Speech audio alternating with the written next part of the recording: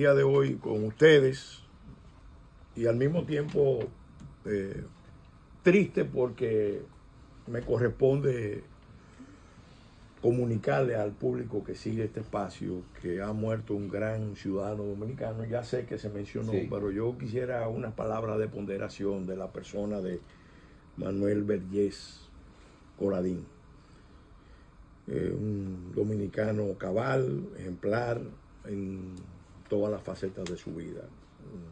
Un gran profesional, un gran jurista, uno de los árbitros más notables del país, un patriota, militante, presidente del Centro de Pensamiento y Acción del Proyecto Nacional, del cual somos miembros Manuel Núñez y yo, fundador también del Centro de Pensamiento y Acción del Proyecto Nacional, Pronación, un gran familiar. Por un lado, cuando se muere un amigo así, uno siente tristeza, pero por otro lado, siente el deseo de darle gracias a Dios por su vida. Porque él se puede decir que cumplió en esta vida. Fue amigo, fue patriota, fue ciudadano, fue gran familiar. Siempre tuvo la patria en el corazón. Hay tres expresiones que él usaba con frecuencia y lo identificaban en su bonomía y en su sabiduría. ¿Se queda cojo el proyecto con la ausencia de...? Se inspira en ideas como las que él expresaba con palabras muy sencillas, pero muy hondas. Él decía, se necesita sangre tipo duartiano, cuando hablaba de los problemas del país. Él era miembro del Instituto. Miembro del Instituto Duartiano, miembro de la Academia de Ciencias, miembro de la Asociación de Universidades de los... Y es rector de la INSE. Es rector de la INSE. Pero además usaba otras dos expresiones, una muy sabia relativa al cambio, que a mí me ha inspirado mucho para impulsar el concepto de la revolución nacional que necesitamos, la revolución de una nueva república para salvar la nación. Para salvarla de los dueños de la finca. De los orcopolitas, óyeme, de los orcopolitas, de los cosmopolitas. Y sobre todo de los dueños de la finca con pasaporte. Y de los ateos, porque si no creen en Dios, menos van a creer en República Dominicana. Entonces, por la gracia de Dios. Entonces, ¿qué pasa? Manuel siempre decía, las cosas cambian cuando la gente cambia, apuntando al concepto clave de que es importante trabajar con la conciencia de la gente. Cuando la gente adopta un cambio en sus valores, actitudes y creencias, el cambio en cualquier plano es posible. Si eso no se produce, es muy difícil. Y la última expresión que él usaba, que expresaba su dolor y al mismo tiempo las exigencias de la lucha, él decía, solo siendo dominicano se siente lo que yo siento. Y eso lo expresaba permanentemente en muchas de las actividades que hicimos, las grandes marchas del año 2022, los manifiestos que sacamos, varios manifiestos. 16 de enero. Y el 16 de enero, el 6 de agosto.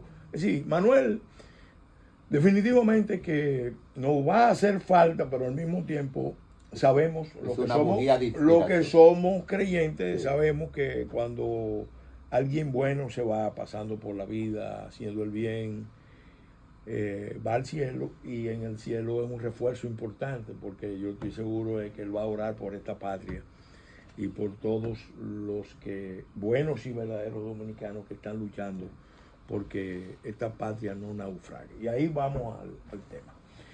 Empieza tu tiempo. Miren,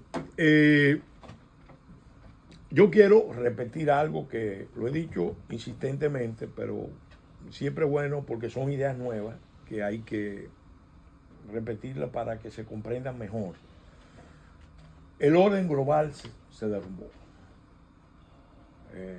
Toda la construcción del imperialismo globalista, que descansaba en el multilateralismo, las cadenas integradas de suministro a escala global,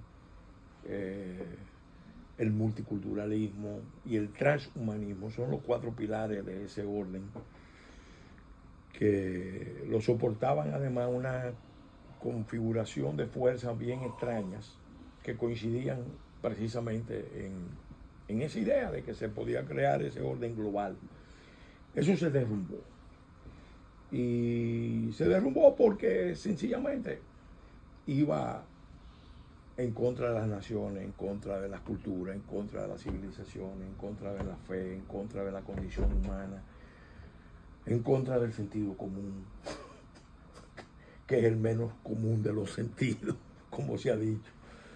Entonces, al caer esa construcción, esa torre de Babel, soportada por esos virus ideológicos que fueron mutando, porque ahí está un componente de comunismo, de nazifascismo, y sobre todo ese empoderamiento, ese humanismo antropocéntrico potenciado por la tecnología de la 4ª revolución industrial. Al caer, el orden mundial se está recomponiendo. Y para recomponerse, obviamente, no se va a recomponer desde la nada. Se tiene que recomponer a partir de los grandes centros de poder que hay en el mundo, de las naciones imperios, de las naciones civilizaciones.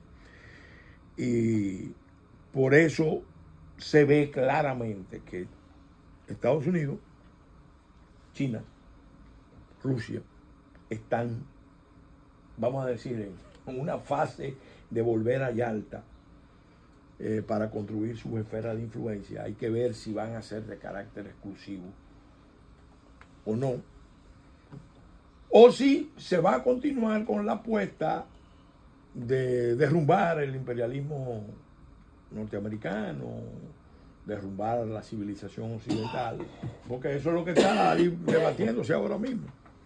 En Irán lo que está en juego es eso. Si el régimen de los ayatolás se consolidara, definitivamente la yihad va a tener un nuevo impulso. Pero si cae, esa yihad que empezó a reflejarse en el mundo en el año 1978, va a recibir un gran golpe y el mundo se va a recomponer sin ese componente disruptivo y difícil de manejar para todas las civilizaciones, porque la yihad ha chocado con Occidente, ha chocado en el mismo Medio Oriente, ha chocado con Rusia, Asia, con China, ha chocado con India y ha chocado hasta con la propia China. Aunque los chinos, en su sabiduría milenaria, también tienen un estilo de saber manejar esas contradicciones, oponer los bárbaros contra los bárbaros. Es una lógica. Los chinos no discuten, ellos eliminan. No es una técnica de guerra de los chinos de usar el Wanji, sí, que es oponer a los bárbaros contra los bárbaros. Entonces, para tratar de sacar ventaja, por eso el arte de la guerra de China hay que estudiarlo. Yo por suerte lo estudié hace mucho y por eso hay muchas cosas que las veo venir. Pero ¿qué pasa? En ese orden global que se está derrumbando, había un actor que había surgido y que se puede cuantificar, y yo creo que no hay mucho que discutir sobre eso, que es un actor transnacional muy poderoso, el actor del crimen organizado transnacional, que está en todas partes.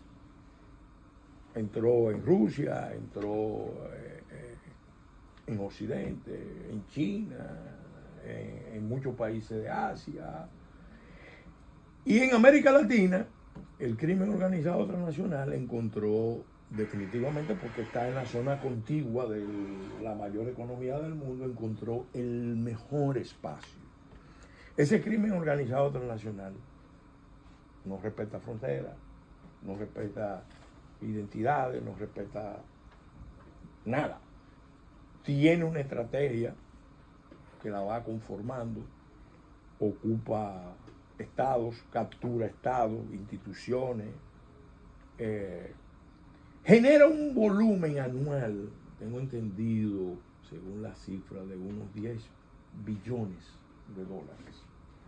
Y integra actividades diversas, que van desde el narcotráfico, tráfico de armas, tráfico de personas, falsificaciones, comercio de combustible ilícito, comercio de minerales ilícitos, pesca ilegal. Es una lista brutal. Solamente el narcotráfico, para que tengamos una idea, genera anualmente ganancias de 320 mil millones, ganancias a los actores que están implicados. Obviamente, esa fuerza penetró, repito, todos los estados. Y en esa etapa de globalización, cuando Estados Unidos soñaba, vamos a contribuir esa nueva economía global bajo nuestro dominio, bajo donde se iba a crear propiamente la nueva condición humana y el ciudadano del mundo y todo eso, esas fuerzas ganaron espacio. ¿Por qué? Porque, como explica Loretta Napoleoni, todos los estados nacionales se dividieron, se debilitaron. Y arraigó la idea de la economía, el estado, mercado, que genera consumidores, pero consumidores de todo, desde pornografía hasta esclavitud, eso no es lo que tráfico denomina de el estado armas, canalla. el estado canalla. Por eso es ahora, yo quisiera, ojalá se animaran a publicar una nueva edición. Tú quedaste regalando cada uno de nosotros. Sí, la he estado pidiendo, pero está agotada. Entonces yo voy a buscar. Pero hay algunos que las reproducen. Como yo te acepto un copy-paste. Bueno, lo que pasa es que yo no puedo violar los derechos de propiedad intelectual. Eso no me luce. Pero definitivamente ese es un elemento bueno para entender qué pasó. Ahí, con esa contextualización, entonces yo puedo decir que la estrategia de Cuba a la caída de la Unión Soviética, porque Fidel Castro era muy perspicaz y vio la caída de la Unión Soviética, fue uno de los críticos más acerbos de Mikhail Gorbachev. Es más, incluso hay una tesis que sostiene que, siendo Fidel el hombre que más conexiones tenía con los mandos históricos militares y de inteligencia, pero fue más crítico de Nikita. En aquella ocasión, pero eso fue una crítica. Porque Nikita no lo dejó destruida. Eso fue una crítica para la galería. No. Porque en el fondo él se sentía muy satisfecho de que la revolución cubana quedara protegida. Mira, quien más protege el proyecto revolucionario de Fidel Castro, y eso se está descubriendo ahora con más claridad, ese mito, fue nada más y nada menos que la administración Eisenhower. El hermano del presidente Eisenhower se convirtió en el valedor número 1 con un subsecretario del Departamento de Estado y con el famoso actor que se llama William Willman. Eso es una... Cuando se conozcan todos los detalles... Esa es la corrupción americana. Sí. Entonces, ¿qué ha pasado? Corruptos. ¿Qué ha pasado? Bueno, ahora mismo vamos a estar claros. Los norteamericanos tienen una cuota de responsabilidad altísima en todo ese orden que se creó, porque fueron ellos, las élites occidentales, los neocon, liberales, conservadores, el Estado profundo, porque ellos entendieron, vamos a dominar esto. El pueblo norteamericano se sintió traicionado por sus élites, traicionado. Y cuando eligen a Obama, que lo eligen con la intención de que se proyectara como el primer presidente global del mundo, ese fue el concepto. Obama definitivamente que empezó a tratar de rescatar el prestigio de Estados Unidos, que había caído al piso con el desastre que pasó en Irak. Pero ¿qué pasa? al mismo tiempo,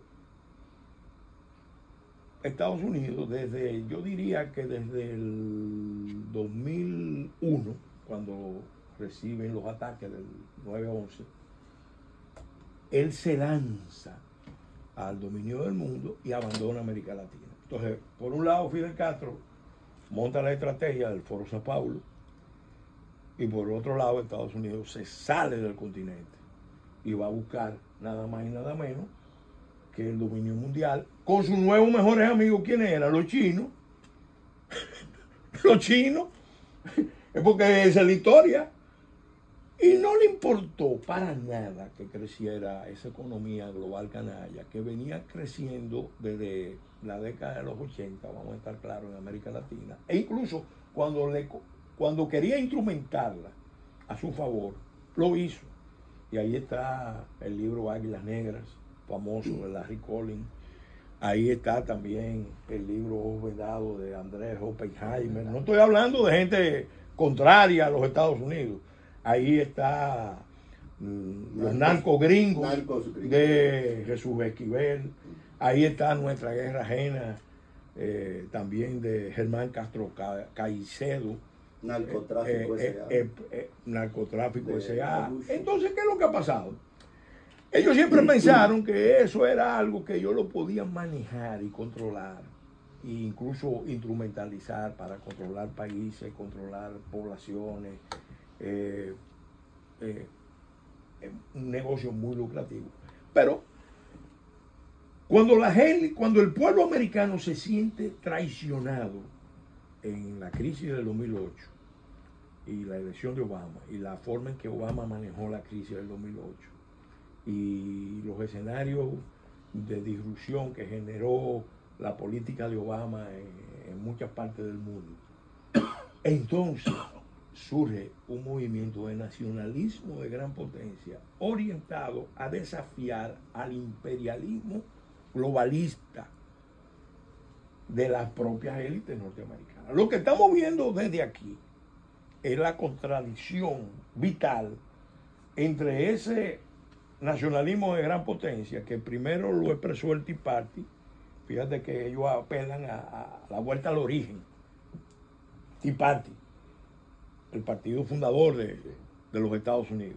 Pero después viene un Trump con MAGA y cuando retorna llega reforzado ya con el voto popular, porque al principio el argumento era que Trump fue un accidente de la historia, pero después se vio que era el pueblo norteamericano que lo estaba empoderando. ¿Para qué? Para que lo sacara de todas las trampas en que lo habían metido, trampas mortales, en que lo habían metido el imperialismo globalista, los Soros del mundo, los Klaus Schwab y compañía. Entonces, ¿qué hace? Bueno, empieza el proceso de Trump de desmontar ese orden global. Claro, consciente de que este nuevo orden que viene necesita un espacio para que la República Americana sobreviva como potencia, tenga seguridad, tenga prosperidad. Y yo he citado varias veces ese libro y lo recomiendo. Ese sí está en existencia en Amazon. Lo voy a pedir. Para el equipo. Para el equipo. Se llama El fin del mundo es solo el comienzo. No. De Peter Sagan. De Peter Sagan. Es una joya. Es un tolete del libro. ¿Qué te explica? Porque Estados Unidos, bueno, voy a buscar una versión que lo va a entusiasmar y lo va a reforzar en esta visión. Miren, la verdad es que Estados Unidos, ¿qué es lo que ha dicho? Bueno, nos vamos a retirar del mundo porque ese orden global, primero, no nos agradece nada de lo que nosotros hacemos. Creíamos que íbamos a controlar el multilateralismo y ahora resulta que Cuba, Irán y compañía presiden los organismos de derechos humanos en la ONU. Oye, ¡qué barbaridad! Son cosas que uno dice, bueno, ¿qué vamos a hacer nosotros en medio de este escenario que no funciona? No funcionan los mercados integrados globales, porque está China amenazando. ¿Ustedes creen que el tema del petróleo es porque Trump se quiere quedar con el petróleo? No. Estados Unidos tiene petróleo para venderle a 14 millones de barriles. No, y puede producir más. ¿Y por qué se reúne con los 20? Pero déjame decirte, por una razón. Trump le está diciendo a los chinos que lo están amenazando con cortarle el suministro de tierras raras, que son la base de la economía de alta tecnología. Porque a China, los norteamericanos, le dejaron construir el monopolio, el mega monopolio de las tierras raras. Entonces, China está amenazando con esa arma y Estados Unidos le está diciendo, bueno, si tú me amenazas con eso, yo te voy a amenazar. ¿Con qué? Con cortarte el suministro de combustible. En 2 puntos clave, Irán y Venezuela, que tú creíste que te ibas a quedar con eso. China adquiere el 5% de su petróleo de Venezuela. Claro, 5%. sí. Pero en el fondo, ¿cuál es la estrategia china? ¿Cuál es la estrategia china? Que también en un momento dado fue la estrategia rusa, todavía no sé si la mantiene. En la OPEC Plus, eso es mucho con demasiado, porque integra Rusia, integra México, integra Kazajstán. La estrategia que se estaba manejando, igual que dentro de la corriente BRIC, bueno, el comercio mundial no lo vamos a hacer con el dólar, lo vamos a hacer cada cual con la moneda que convenga. Obviamente, ese sí es un ataque a los Estados Unidos. Sí, claro. Y Estados Unidos le está diciendo claramente, espérense, Eso no es verdad que nosotros vamos a dejar, después de haber garantizado el orden global que surgió, que ha permitido la prosperidad de China y de los países de Asia Pacífico, le vamos a permitir que ustedes después vengan a atacarnos a nosotros y a no reconocernos, a no reconocerlo. Mira, cuando Trump habla de nuestro petróleo, el petróleo de Venezuela, eso está fuera de discusión, y el Esequibo de Venezuela. Ahora, ¿qué es lo que pasa? Toda la industria de procesamiento, toda la industria de procesamiento, que es lo que es, porque tú puedes tener todo el petróleo que tú quieras bajo tierra, pero extraerlo, procesarlo, que es lo que le da valor, eso PDVSA no lo pudo hacer. Las 5 hermanas. Porque capturaron PDVSA con una visión ideológica. En un momento dado, votaron 18,000 de los técnicos mejores, más formados que tenía PDVSA, y eso se cayó. El genio de Chávez. Se cayó. ¿Y quién pasó a montarle la alternativa que no ha dado buenos frutos? No, primero Cuba. Yo participé en un evento internacional de ingeniería en La Habana, la única vez que visité La Habana. ¿Te gustó? El evento muy interesante, muy interesante. Ahora el evento muy interesante. Ahora, ¿qué fue lo que yo percibí? Óyeme, la industria PDVSA ahora mismo resulta que Cuba Petróleo va a ser el cerebro de ese proceso, y obviamente ellos buscaron a Rosneft, que ya cerró operaciones en Venezuela. Porque son los hechos los que cuentan, no son las declaraciones. Y los mismos chinos fueron allá, pero no tienen esa capacidad de experticio para procesar ese petróleo, que es muy pesado. Y Estados Unidos había invertido, y los anglo-holandeses habían invertido, la industria de petróleo, habían invertido millones en las refinerías, incluso cuando externalizaron el proceso de procesamiento del crudo duro, pesado de Venezuela, se hizo poniendo la refinería en Estados Unidos, en Europa. En Alemania hay una refinería que procesa solamente petróleo venezolano. Entonces, porque es la singularidad del petróleo. A diferencia de Arabia Saudita, donde hay un petróleo liviano que se puede procesar en cualquier alambique, aquí no. Entonces, miren, cerrando, Una preguntita. Cerrando, ¿qué yo creo que va a hacer esto? Miren, Estados Unidos definitivamente tenía que ponerle fin a ese régimen, porque ese régimen se convirtió en el puntal, y hay muchos datos objetivos. Yo mismo recibí testimonio incluso de gente del propio PSUV en un momento dado, testimonio de que eso estaba totalmente podrido, descompuesto, corrompido, y que estaban involucrados en una cantidad, o sea, a los riesgos de la bonanza petrolera, tú le agregas, porque la bonanza petrolera era una buena cobertura para las actividades criminales. No es una casualidad que el país donde más ha avanzado la economía canalla global en América Latina, ¿cuál es? México, lindo y querido. Ahí es que está planteado el mayor problema. Ahora, en Venezuela es más serio el problema. ¿Por qué?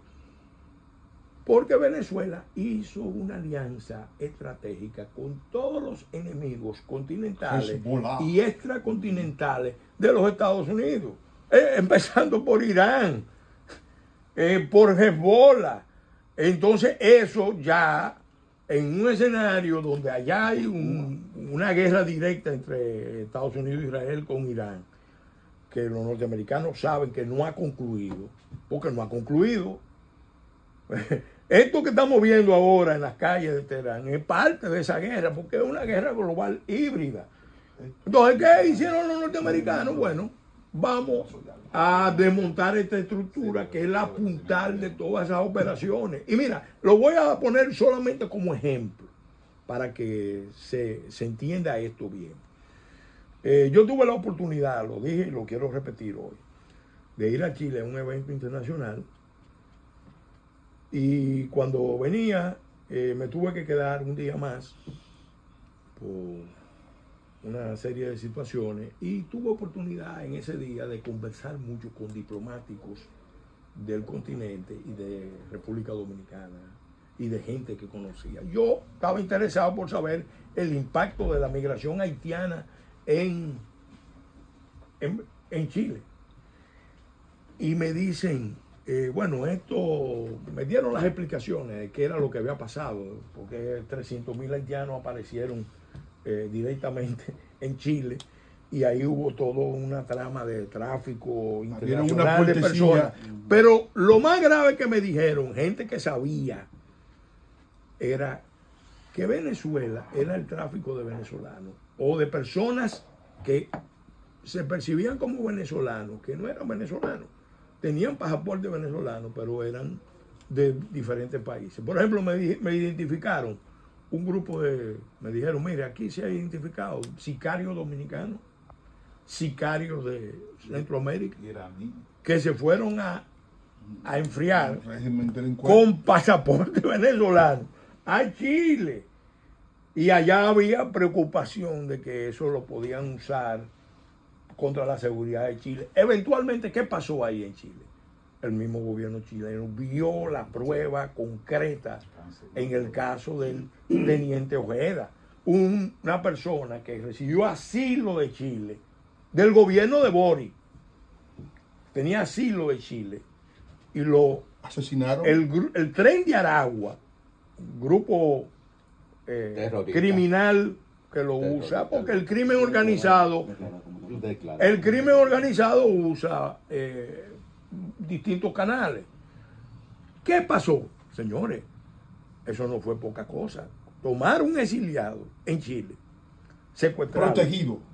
No solo en Chile, en cualquier lugar. No, pero en el caso de Chile llamó mucho la atención porque fue un secuestro con vestimenta de autoridad chilena. Fíjate la audacia de todo esto. Lo secuestraron, lo torturaron, lo mataron, lo enterraron. Y lo que se ha visto es que todos los actores eran venezolanos, respondiendo a una directriz que vino de Caracas. Otro ejemplo que está por descubrirse, otro ejemplo, ya más o menos están los apuntes. Miguel Uribe Turbay iba a ser el presidente de Colombia. Era la figura más carismática el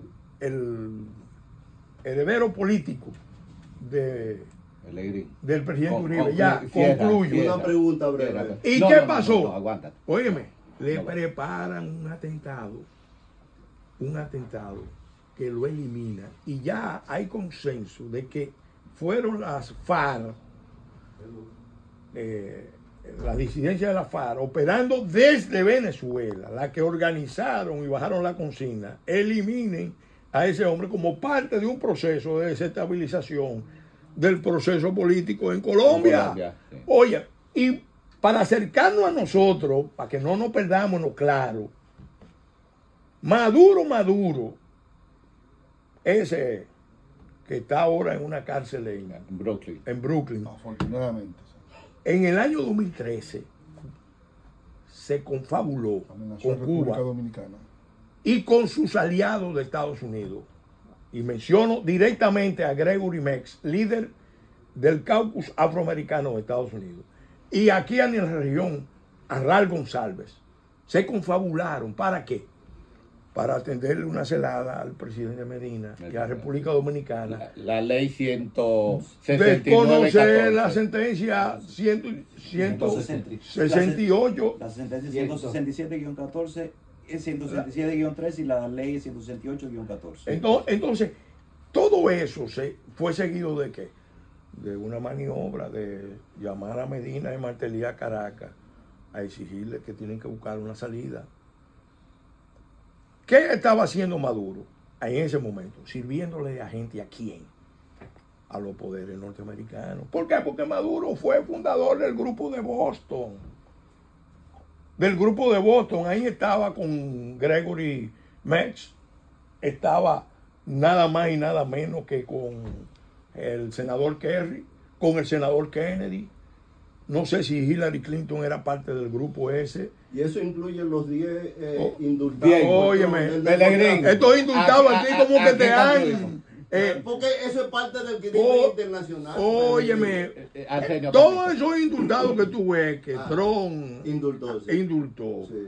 están facilitando Narcotraficantes. información Ajá. Eso es para un acuerdo, poder sí. Son terminar acuerdos. de desmontar, porque es una lucha interna. Mira, lo digo para que veamos la magnitud, Cierra, Pellegrini. la magnitud de la Cierra. guerra. Cierra. Son datos duros. Cierra, Pellegrini. La América Latina tiene el 9% de la población mundial y tiene el 33% de los homicidios violentos vinculados a criminalidad organizada. Eso es como una guerra.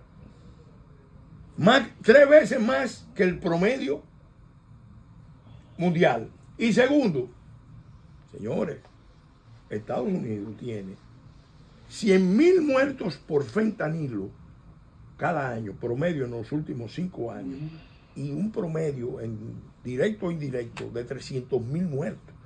Estados Unidos, ¿qué decidió? Vamos a cambiar con la visión de guerra. Entonces, tenemos que desmontar toda esta estructura encanallada de una economía global canalla. Y además, y esto explica también por qué toca de nuevo el petróleo y la minería y todo eso, tú no sustituyes una economía global canalla si tú no creas una economía real.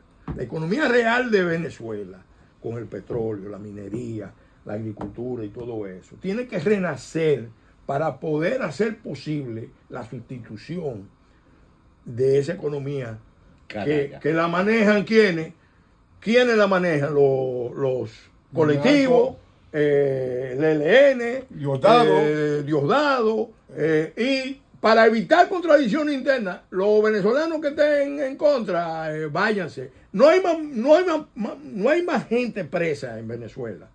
Son 1,000 y pico de presos, porque ellos usaron la técnica que usó Fidel con el Mariel. Vamos a abrirle la frontera. Que se vayan, váyanse. porque eres dueño Bien, del y país. se quitan los problemas. Gracias, Así no, Pellegrini, por esa intervención. De esta manera, nosotros, con el permiso de